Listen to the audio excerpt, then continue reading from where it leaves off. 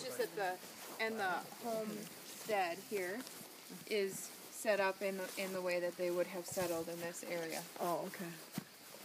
Like the arrangement of the buildings around a central area? That's right, and the horseshoe shape. Maybe she's going to share that, Yeah. I don't know. Yes, I will. I'll talk about the shape here at least.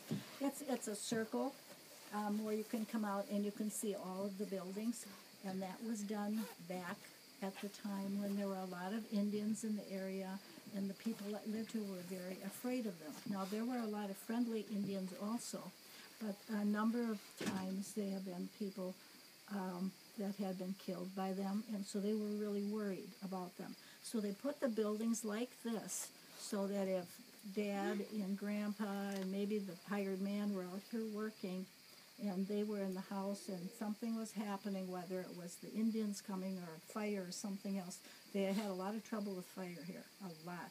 And of course, 2 days and 2 nights to get someplace, by that time everything would burn down. You wouldn't get any help. No place around here that we could find that there was a neighbor within 2 days, so it was quite a distance away.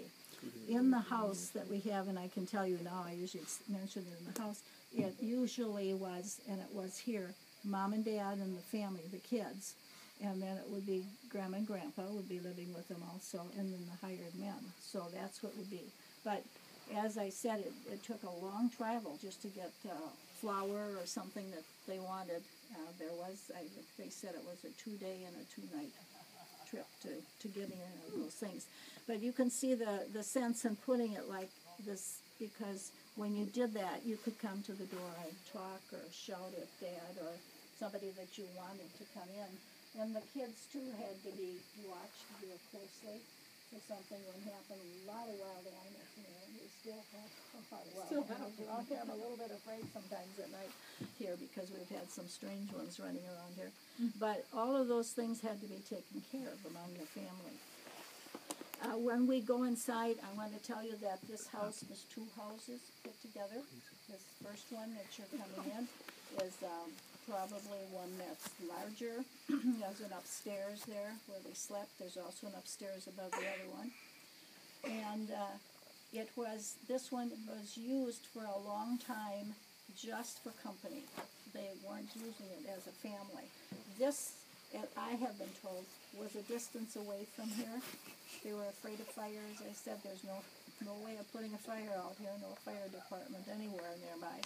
And so this house for some time was in another place, so that if one burned, they had the other one to live in. And we have put it together so that you can see what it looks like. This is the one where I do a lot of the trips and things for the students that come or the kids that come. And there are rugs on the floor telling us that they did a lot of lying on the floor or a lot of sitting on the floor in front of the fire and that sort of thing. So we're going to go in right now and I'll tell you a little more. It's a little dark